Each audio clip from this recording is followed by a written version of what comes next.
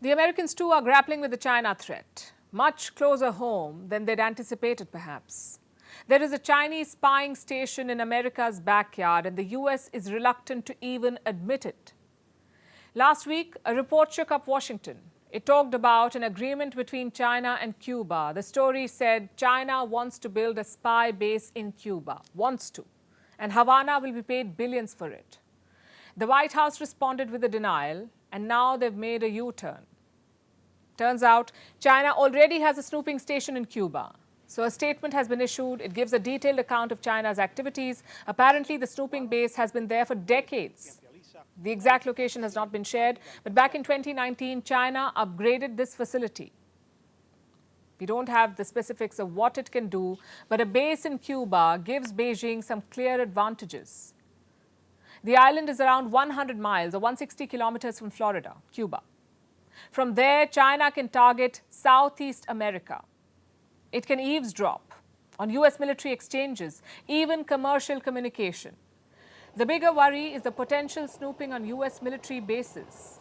There are dozens of them in the region, including some very important ones, like the headquarters of the US Central Command. It oversees West Asia and parts of Central and South Asia.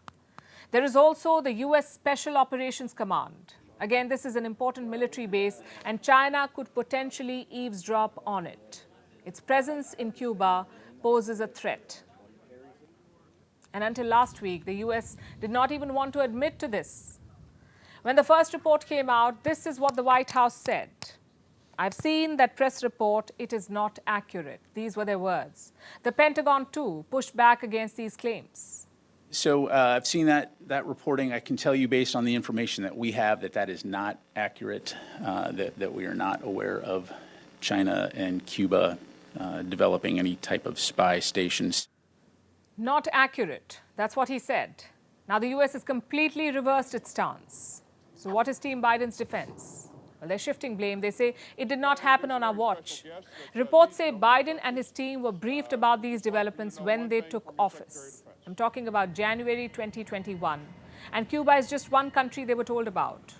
Back then, China was considering setting up such bases all over the world: the Atlantic, Latin America, West Asia, Central Asia, Africa, the Indo-Pacific. It seems every one was on China's radar. And how does the US plan to counter this? Through diplomacy, they say. American officials say they're engaging with countries across the world. They're trying to stop China from executing its plans. In response, this is what China has to say. Last week, I already made clear China's position over the relevant question. Over the past 2 days, we have seen the US government and media releasing a great deal of inconsistent information on the alleged construction of so-called Chinese spy facilities in Cuba. Once again, this is just a farce put on by the self-contradictory US. China says these claims are a farce. They don't have many buyers, though. But there is a larger question here. It is about the United States and its China policy. It seems confused, to say the least. One day they talk about decoupling with China. The next day they talk about de-risking.